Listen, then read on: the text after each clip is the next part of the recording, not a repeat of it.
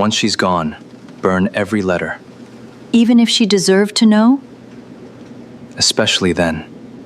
Once she's gone, burn every letter. That's her husband, 20 feet away. Behind a door he thinks is closed.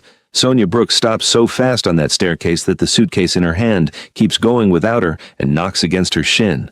She doesn't feel it. Even if she deserved to know? That's his mother, soft as a folded napkin. Silence. 3 full seconds. Especially then. And that's the moment Sonia Brooks decides her marriage was a mistake from the first day. She's wrong. She is so unbelievably, catastrophically wrong that in about 35 minutes, she's going to be sitting at her own kitchen table with her hands over her mouth. But we'll get there. 9 minutes earlier. Rain coming down like the sky owes somebody money. A mansion outside Seoul with more square footage than sense.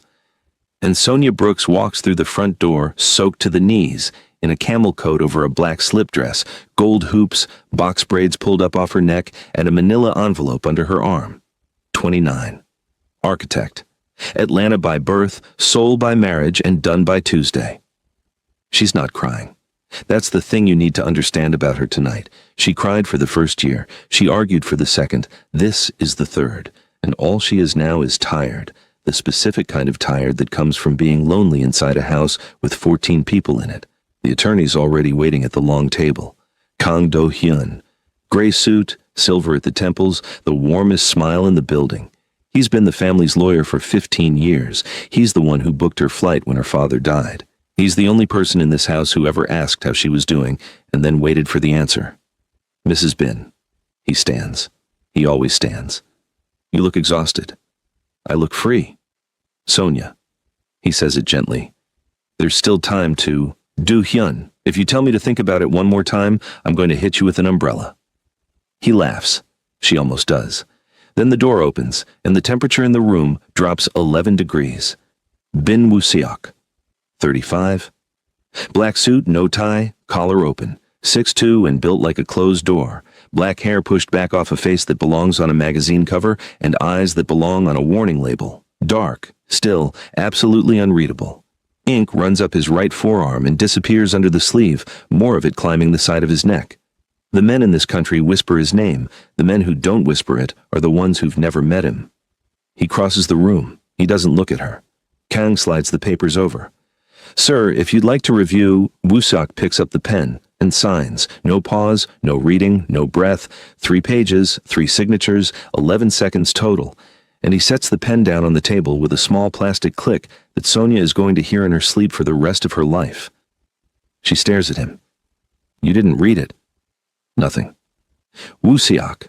There's a page in there about the house. There's a page about the money. You didn't even... Is it what you want? That's not... Is it what you want? Yes. It rips out of her. God, yes, it's what I want. It's been what I want for... Then it's correct. And he turns to leave. Sonia laughs. It's an awful sound. It's the sound of something snapping in a load-bearing wall. 3 years. Her voice climbs. 3 years and you signed it in 11 seconds. That's it? That's what our marriage was worth? 11 seconds? He stops at the door. His hand is on the frame. His knuckles are white on the frame, actually. But she's behind him, so she doesn't see that, and neither do you yet. He doesn't turn around. He doesn't say a word. He just goes. Woo-seok. Madam Han is in the hallway. 60-something, silver bob, cream silk, pearls, and a spine like rebar. She's never once raised her voice in this house, and everyone in it is scared of her. Come upstairs. He follows her like a boy, and Sonia stands alone in a dining room with an attorney and a signed divorce and absolutely nothing in her chest. And Kang Do-hyun quietly gathers the papers and says the kindest thing anyone said to her in months. For what it's worth, you deserved better than this house. She nods. She can't speak. He touches her shoulder on the way out. 15 years of trust in one small gesture. Remember that. She goes up to pack. 3 years of a life fits in one suitcase, which is its own kind of answer. She takes her drafting pencils. She takes a photo of her mom. She leaves the jewelry, all of it, every piece on the dresser, because she'd rather walk out with nothing than take one thing he bought to fill a silence. She's zipping it closed when she hears voices in the hall. And Sonia Brooks, who has never once eavesdropped in her life, who thinks it's tacky, who has said so at parties, freezes with her hand on the zipper. Are you really going to let her leave? His mother. Nothing. A long, long nothing. Then, Mom. A breath. Once she's gone, burn every letter. Silence. Even if she deserved to know. Especially then. And there it is. Sonia stands in a bedroom she never chose, in a house she never wanted, holding a suitcase, listening to her husband order the destruction of the only thing she ever gave him that cost her anything. Letters. Every week for 3 years, she wrote him letters. Because he was never home. Because he never picked up. Because she was a woman in a country she was still learning, married to a man who spoke maybe 40 words a day, and writing them down was the only way she could get anything to land. She never got one back. Not one. Not once. She'd assumed he didn't read them. She never once considered he'd want them destroyed. She walks out of that house at 11:40 p.m. in the rain and doesn't look back. And if this story ended right here, you'd all be in the comments calling him a monster, which is exactly what he wants. Real quick, if you already hate this man, type burn it in the comments. Seriously, I want to see how many of you are about to owe him an apology. Keep watching. Here's Sonia Brooks, before this house got hold of her. Atlanta, Georgia Tech, top of her class in architecture, which she'll mention, unprompted, at any provocation. She designs buildings that let light in on purpose. That's her whole thing. That's her signature. She's got a phrase she uses in every presentation. A room that hides how it works is a room that doesn't trust you. She met Wusiak at a bid meeting in Incheon. He was there to buy the land. She was there to build on it. He said 9 words to her in 90 minutes, and she went home and could not stop thinking about a single one of them. He proposed 8 months later, on a Tuesday, in a parking garage, with no ring because he'd forgotten it, and he was so annoyed with himself about it that she said yes mostly out of delight. Her mother said, "Baby, that man's got a whole life you haven't seen." Sonia said, "So I'll see it." She never saw it, because here's what 3 years in that mansion actually looked like. Wusiak is gone before sunrise, every morning. She's never once woken up next to him. She wakes up next to a dent. She makes breakfast anyway. Every single morning for 3 years, she gets up at 6 and makes breakfast for a man who left at 4:40. She pours 2 coffees. Hers goes in a blue ceramic mug, chipped on the handle, that she brought from her apartment in Atlanta. His goes in whatever's clean. Then she sits at that table alone and watches his get cold. Every morning, 3 years. Ma'am, that's Mrs. O, the housekeeper, 64, 4'11", and the only person in this house with a personality. You do know he's not coming. He might. He has not come in 11 months. So he's due. Mrs. O takes the cold cup away without another word. She does this every day. They've been doing this bit for 3 years. It is, technically, the healthiest relationship in the building. He never celebrates their anniversary. He never remembers her birthday. The gift always arrives, always perfect, always exactly what she wanted, but never from his hands, and never with a card. He never argues with her, not once. She's tried. She has thrown a genuinely spectacular fight at that man, and he just stood there and absorbed it, like a wall absorbing a tennis ball. He never apologizes, which is somehow worse. You can't forgive a man who won't admit there's anything to forgive. He just exists beside her. Silent. Solid. Gone. And on her worst night, the night her father died, the night she sat on the bathroom floor at 3 a.m. in a house full of strangers, Wusiak came home at 4 in the morning, saw the light under the door, and stood on the other side of it. She heard him. She heard him breathing. He stood there for 11 minutes. Then he walked away. She never told anyone that, not her mother, not her friends. She told a letter. Because that's the other thing about Sonia. Brooks. Every Sunday night, at the desk by the window, she wrote him 1 page, sometimes 2, sometimes 12 if it was bad. She told him about the buildings she was designing. She told him the joke Mrs. O made about his suits. She told him her father died. She told him she was lonely in a way that had started to scare her. She told him once that she'd stopped sleeping on his side of the bed because it made her feel like a widow. She sealed every one. And every Sunday night, she handed it to the one person in that house who always said yes. Do-hyun, can you get this to him? And Kang Do-hyun would take it and hold it in both hands like it mattered, and smile that warm smile and say, "Of course, Mrs. Bin. I'll put it in his hands myself." 2 days after she walks out, Sonia comes back. Not for him. For a hard drive with 4 years of drawings on it, in a study she's allowed in exactly once, that's the excuse. Here's the truth. At 2 a.m. in a hotel room, one sentence has been eating her alive. Burn every letter. She wants to see them. That's all. She wants to hold 3 years of her own handwriting in her hands and know it existed. Because if he burns them, then it's like she never said any of it, like the whole marriage was a room with no windows and she was the only one in it. Mrs. Ben. Mrs. O nearly drops a tray. He's not here. I know. I'm not here for him. She goes to the study. She tears it apart. Drawers, shelves, cabinets, the safe she isn't supposed to know the combination to. It's her birthday. She stands there for a second when she realizes that, and then she keeps going. Nothing.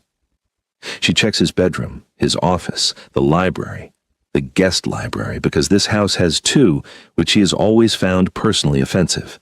Nothing. No letters, not one. 3 years of writing, and there is not a single page of it in this entire house. And then she walks into the sitting room and stops. The fireplace is full of ash. Fresh, cold but fresh. Days old at the most. Sonia kneels down on that marble in a $200 coat and puts her hand in it and just sits there.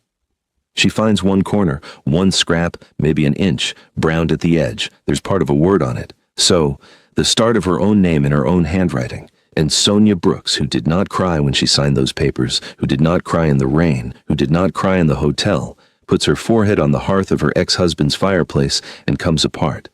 She's still on the floor when a shadow falls across her. Mrs. O. The old woman doesn't say anything for a second. She just looks at the ash, then at Sonia, then at the door behind her, like she's checking something. Then she does something that could get her killed in this house. She reaches into her apron and takes out a key. It's small, brass, old. Ma'am. Mrs. O, listen to me. Her voice has dropped so low it's barely there. I've worked in this house for 26 years. I've never said one word about that man, not one, to anybody. She presses the key into Sonia's ash-black hand and closes her fingers around it. Second basement. There's no second base. Second basement. Mrs. O's eyes are wet and furious and absolutely certain. Behind the wine racks, and ma'am, she grips Sonia's wrist hard enough to hurt. Whatever you think you know about your husband? A beat. You don't know the first thing. She walks out. Sonia looks down at a brass key in a hand covered in the ashes of her own name. The wine cellar's the first basement. Everybody knows about that one. 1,200 bottles and a temperature log. Behind the third rack from the left, there's a seam in the stone you'd never find unless somebody told you it was there. The key turns. Sonia finds a light switch, flips it, and stops breathing. She was expecting a vault, guns, cash, whatever it is that men like her husband keep under the ground. It's a storeroom, 60 feet long, climate-controlled, spotless, and lined floor to ceiling with shelves. And every shelf is packed with boxes, and every box is labeled, and every label is in the same hard, careful handwriting. She takes one down at random. Sonia, birthday. 2. She mentioned this in March, inside, a first edition architecture book she'd talked about once for maybe 9 seconds at a dinner where she was sure nobody was listening. She puts it down. She takes another. Sonia, anniversary 1. A necklace she's never seen. Still boxed, still tagged. Sonia, anniversary 2. Sonia, anniversary 3. Sonia's hands are shaking now. She's going faster. Box, box, box. Every gift he ever forgot. All of them. Bought, wrapped, labeled, never given, and then it gets worse. Because there's a whole wall that isn't gifts. It's her. Every draft she ever threw away. Every sketch. There's a napkin down here, an actual cocktail napkin, with a doodle of a rooftop she drew at a party in her first year and threw in a trash can, and it is in a plastic sleeve, in a box, labeled with the date. There are photographs of her she's never seen. Her, laughing at a work site. Her, asleep on a couch. Her, on the front steps in the snow, mid-sentence, hands up, obviously arguing about something. Somebody took hundreds of pictures of this woman for 3 years. Somebody built a room under a house to keep them in. What is this? She says out loud, to nobody, in a whisper. What is this?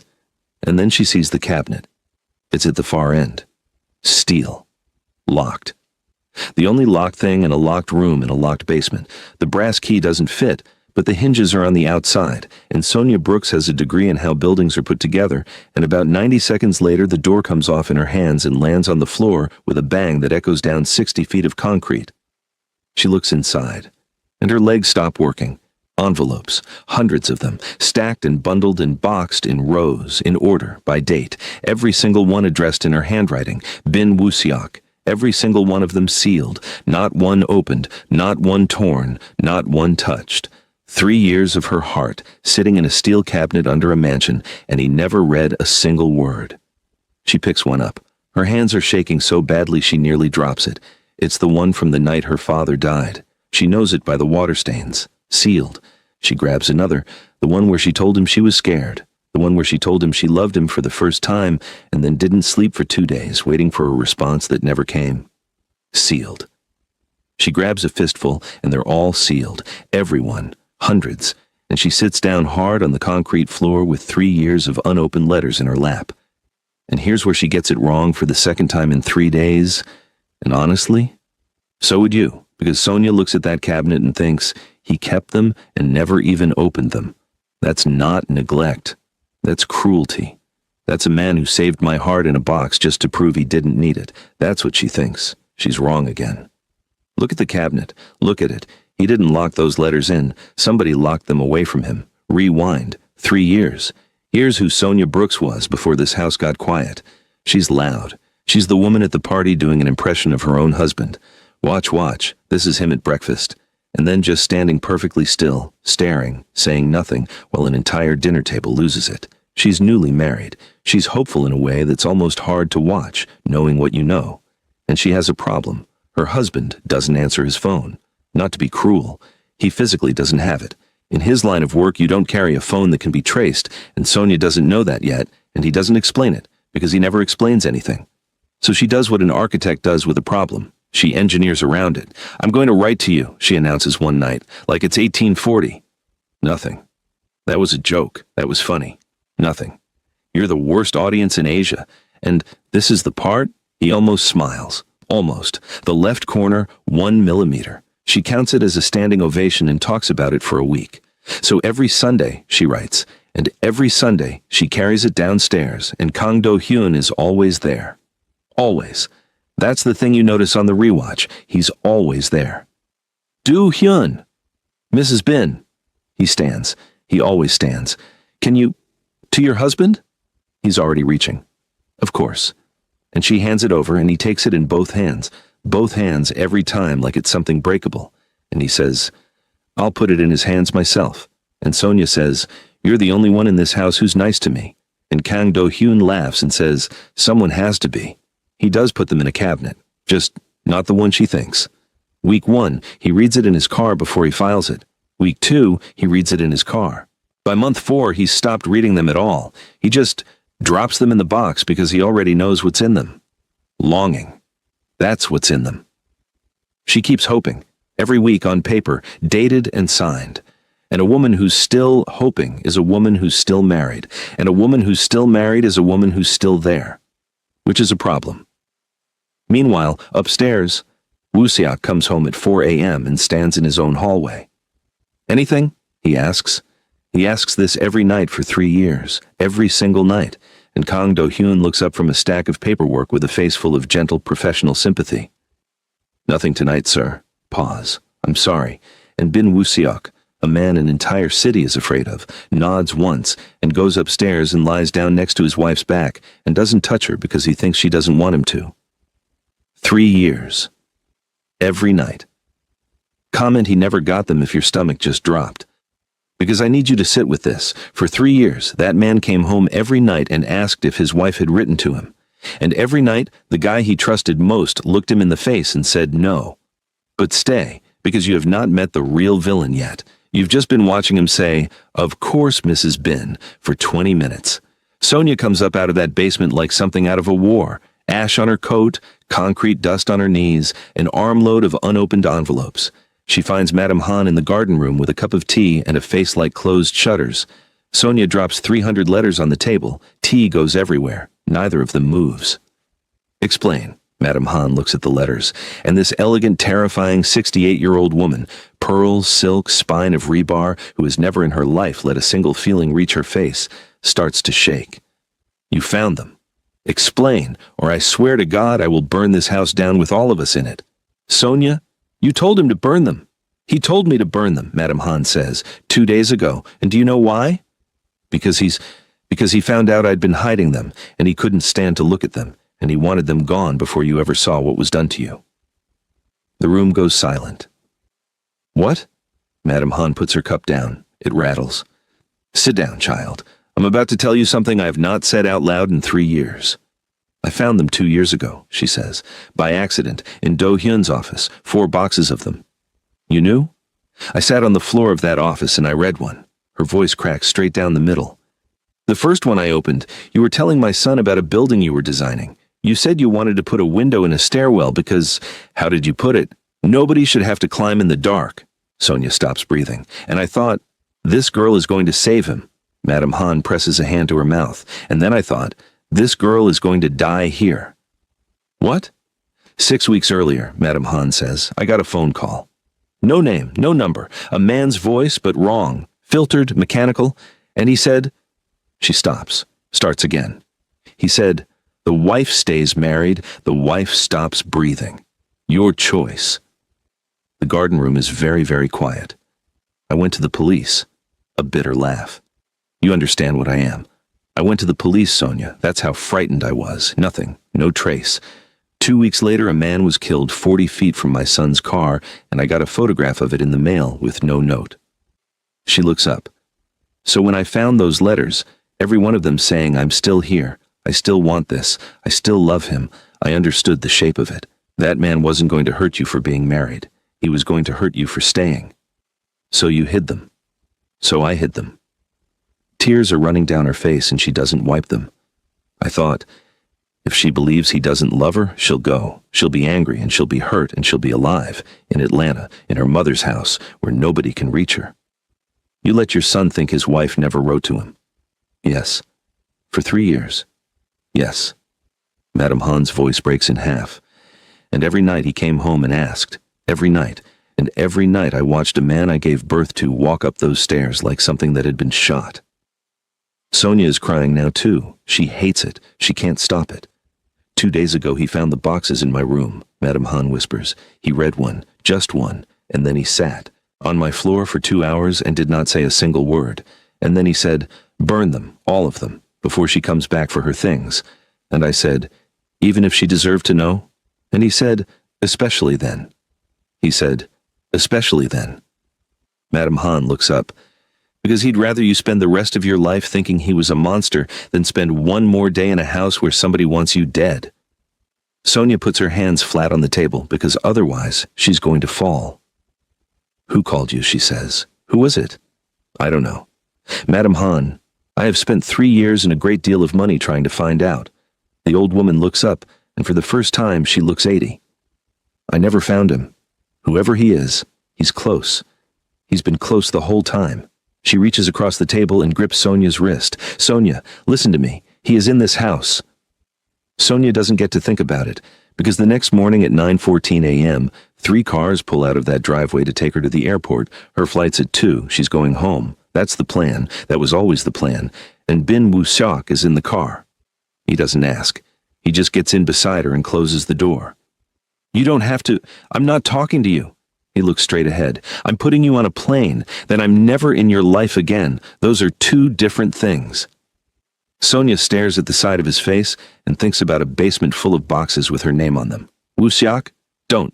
I found the... Don't. They're 40 seconds onto Yangjae Road when the lead car stops. Not slows. Stops. A truck slides sideways across 4 lanes ahead of them, and the driver of Sonia's car says one word into his collar, and the world comes apart. The first impact hits the front quarter panel and spins them 110 degrees. Glass goes white, not shatters, whitens, spiderwebbing all at once across armored panes rated for exactly this and holding, barely. Sonia's screaming. She doesn't know she's screaming. 3 more impacts. The car rocks like something's kicking it. And Bin Woo-seok, who has never once touched her without permission, who stood outside a bathroom door for 11 minutes and walked away, throws himself across the seat and covers her body with his. Completely. Head to knees. She's underneath him and she can feel his heart going and she can hear him saying something over and over into her hair in Korean, low and fast and wrecked, and she doesn't have the vocabulary for it. She won't find out what it meant for another 2 hours. Jabal, Jabal, Jabal. Please, please, please. Then it stops. The truck's gone. Whoever was in it is gone. The whole thing lasted 40 seconds. There's a bodyguard on the pavement who's been with this family since he was 19. His name was Park Min-jae. He liked terrible pop music and he had a daughter turning 4 in August, and he is not going to see it, and Sonia is going to remember his face for the rest of her life. Police, sirens, a hospital corridor full of men in suits pretending not to be terrified, and Woo-seok stands in the middle of it with blood on his shirt that isn't his and does not sit down for 6 hours. At some point, a detective says the thing that changes everything. Sir, the angle of the shots. I know. They weren't aimed at you. I know. The detective hesitates. Sir, they were aimed at the left rear. That's the passenger side. That's my wife, Woo-seok says. I know. He looks up, and for the first time in this entire story, his face is doing something. It's not cold. It's not still. It's terror. Nobody in that hallway has ever seen it before.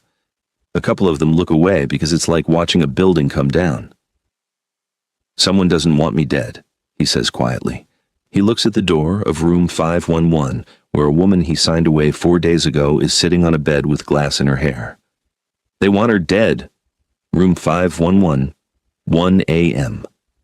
Sonia's got a cut on her temple and a hospital gown over a slip dress, and she has not stopped shaking in 9 hours. Woo-seok's in the doorway. He hasn't come in. He's been standing there for a while. Are you going to stand out there, she says without looking up, or are you going to keep doing the thing where you stand outside doors? He goes very still. You heard that? The night my dad died? She finally looks at him. Yeah, Woo-seok, I heard you. 11 minutes. Silence. I didn't know if you wanted me in there. You could have asked. I did. His voice is barely there. Every night. For 3 years, nobody ever brought me an answer. And Sonia Brooks, sitting in a hospital bed with glass in her braids, starts to cry because she suddenly understands that they have been standing on opposite sides of the same door for 3 years. He comes in. He sits down. He puts his head in his hands. And then Bin Woo-seok says more words in 9 minutes than he said in 3 years.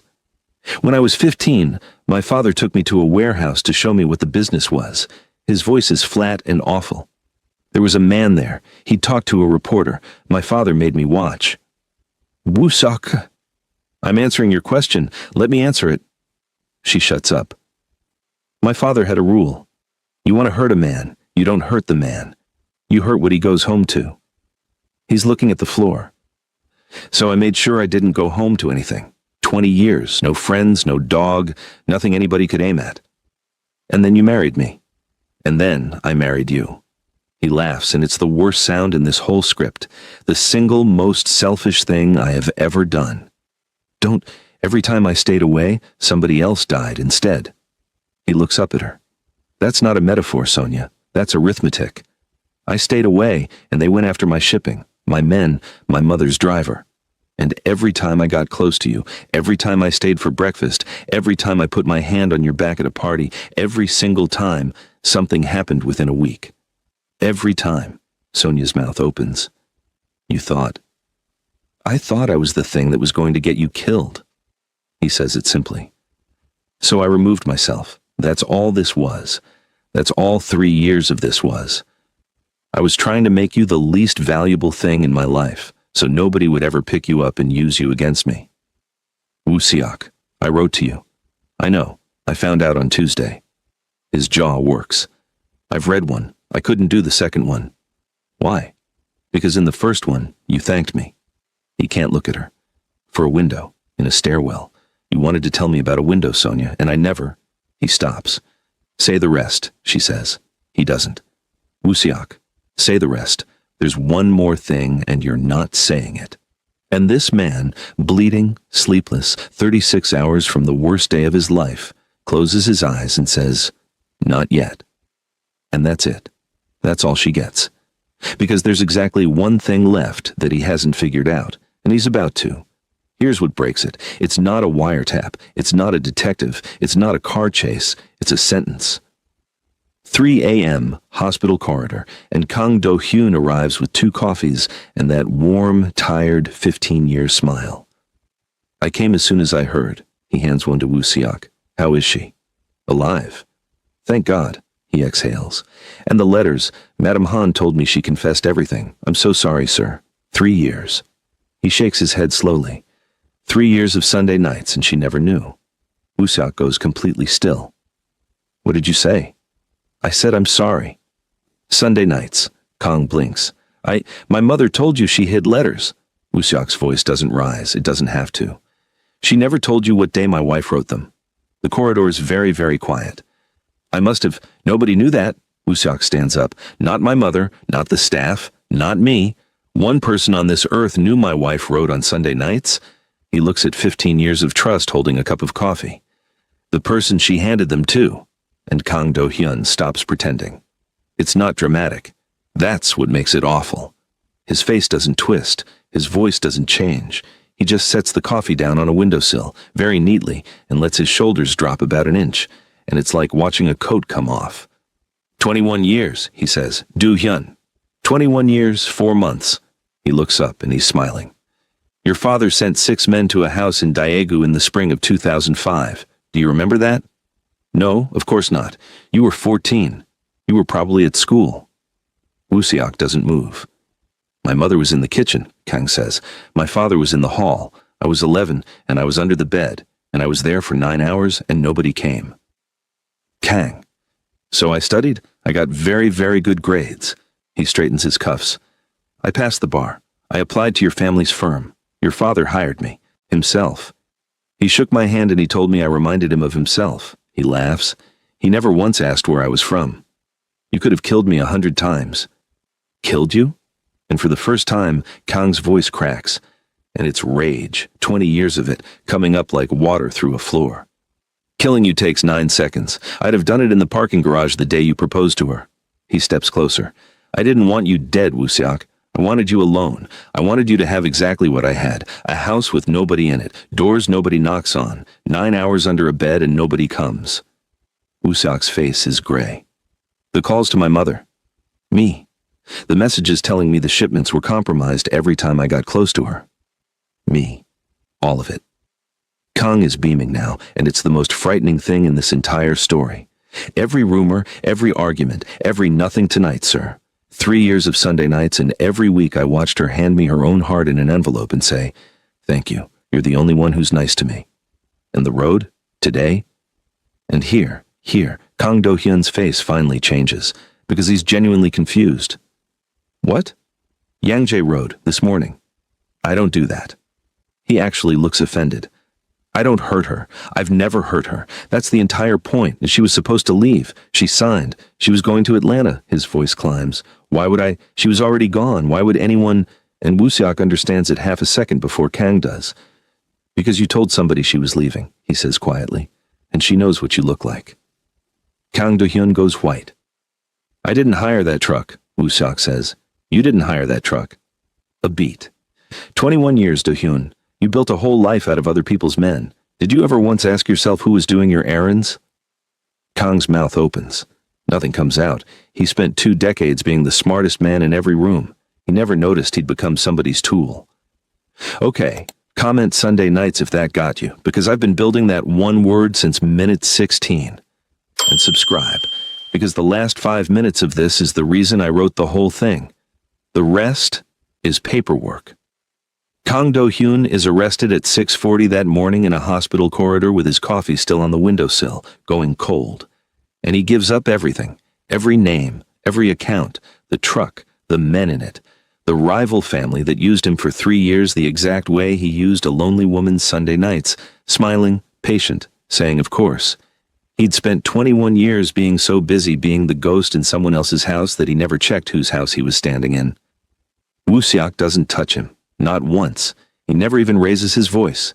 He just hands the whole thing to the prosecutors. Every ledger, every account, 20 years of his own family's paperwork, All of it, including the parts that burn him, and walks out of the building at 7 a.m. with nothing left of the empire his father built. His lawyer is horrified. "Sir, you've handed them everything. Good," Wusiak says. "Sir, that's your entire—" Then there's nothing left to aim at her. He gets in the car, not a courtroom, not a hospital, their kitchen, the same table where a blue ceramic mug went cold 300 times. It's 8 p.m. Sonia's got a butterfly bandage on her temple and her braids down. Wusiak's in a t-shirt. Yes, she's never seen him in a t-shirt. The ink goes all the way down his right arm and across his ribs, and she can't stop looking at it, at him, at a man she was married to for 3 years and is meeting for the first time. Between them, on the table, in 12 neat stacks, 311 unopened envelopes. "Read yours," he says. Sonia looks at the stacks, and she smiles, sad and wrecked and warm. "No, Sonia, I know what's in mine. I lived it." She pushes the first stack toward him. "You read them." Silence. "All of them?" "Every single one, Bin Wusiak, out loud, starting with the one from the first Sunday. And you're going to do it while I sit right here and watch your face." And he does. It takes 6 hours. He reads about a window in a stairwell. He reads about the joke Mrs. O made about his suits, and he stops and reads it twice and says, "She said that?" And Sonia says, "She says it every week." And he makes a sound that isn't quite a laugh but is definitely trying. He reads the one where she's mad at him. He gets 3 lines in and has to put it down and pick it back up. He reads the one about her father, and neither of them can talk for 11 minutes, and Sonia reaches across the table and puts her hand on his wrist, and it's the first time she's touched him in 14 months. He reads the one where she says she loves him. He reads it, and then he sits there holding it, and Sonia watches a man who ran half of Seoul read the words, "I love you," for the first time, 2 years and 4 months late. "You wrote this?" he says, "in April." "Yeah." "I was in the house." "Yeah." "I was 30 feet away." "Yeah, baby," she says softly. "You were." At 2 a.m., he reaches the last one. Different envelope. Thicker. The corner's dented like it's been carried around. He stops. And this is it. This is the whole story. Because the old Bin Wusiak, the one from 4 days ago, the one who signed in 11 seconds, that man puts this in a drawer. That man reads it alone at 4 a.m. and never mentions it and dies with it in his pocket. Sonia watches him. He turns the envelope over in his hands, twice. Then he slides it into the middle of the table and looks up at her. "Read it with me." And Sonia Brooks, architect Atlanta, 30 years old next month, puts her hand on one side of that envelope, while her ex-husband puts his hand on the other. "Nobody should have to climb in the dark," she says. "What?" "Nothing." She's crying and laughing at the same time. "Open it." 8 months later, no mansion, no gates, no 14 people. There's a small house above the Han River with too many windows. Obnoxiously many windows, honestly. She designed it herself and she will tell you about it. And light coming in at every possible hour on purpose. Sunday morning. Sonia comes down in a robe with her hair wrapped, and Bin Wusiak is already at the table. He is at the table. He didn't leave at 4:40. He hasn't left at 4:40 in 8 months. There's no empire to run, and he has never once mentioned missing it. And on the table, in front of her chair, is a blue ceramic mug, chipped on the handle, from an apartment in Atlanta, full, steaming, poured before she asked. She stops in the doorway and looks at it. "What?" he says. "Nothing. You're doing the face." "I don't have a face." "You have a face. You've had it since the parking garage." She sits down and picks up her mug and drinks the coffee her husband poured her before she asked for it. Then she reaches into her robe pocket, takes out one folded page of handwriting, and sets it beside his plate. Wusiak looks at it, and Bin Wusiak, cold, silent, terrifying, smiles. All the way, both sides. It's a whole event. "You're still writing?" Sonia grins at him over the rim of a blue mug. "You're finally reading." People think love dies because somebody lies. Sometimes. But sometimes love almost dies because the truth showed up late, because it got handed to the wrong man on a Sunday night, and he smiled, and he said, "Of course," and he put it in a box. 311 letters. 3 years of a woman saying, "I'm right here," into a silence that a stranger built on purpose, and a man standing on the other side of a door for 11 minutes, waiting for a permission that had already been written and sealed and stolen. Across the table, Wusiak reaches for her hand. And this time, Sonia doesn't hesitate. If this one got you, subscribe, because every story on this channel is about somebody who almost lost everything to a silence they didn't ask for. And this week, say the thing, out loud, to the person. Don't make them read it 3 years late.